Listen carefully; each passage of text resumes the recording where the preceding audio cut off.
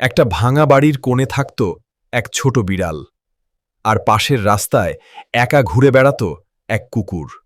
দুজনেরই কেউ ছিল না, কিন্তু প্রতিদিন চোখাচোখি হলে একটা নীরব বন্ধুত্ব তৈরি হয়ে যেত। বৃষ্টি হলে কুকুরটা নিজের শরীর দিয়ে বিড়ালটাকে ঢেকে রাখত।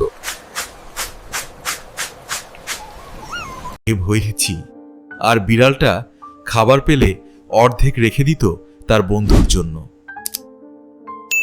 একদিন কুকুরটা খুব অসুস্থ হয়ে পড়ল, হাঁটতেও পারছিল না। বিড়ালটা সারা রাত তার পাশে বসে কাঁদছিল, এক মুহূর্তও ছেড়ে যায়নি। সকালে মানুষ এসে কুকুরটাকে নিয়ে গেল।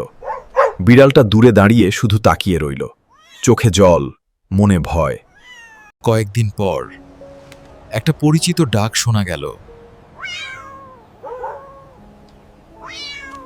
বিড়ালটা দৌড়ে গেল, দেখল তার বন্ধুটি ফিরে এসেছে, সুস্থ, কিন্তু আগের মতোই ভালোবাসায় ভরা।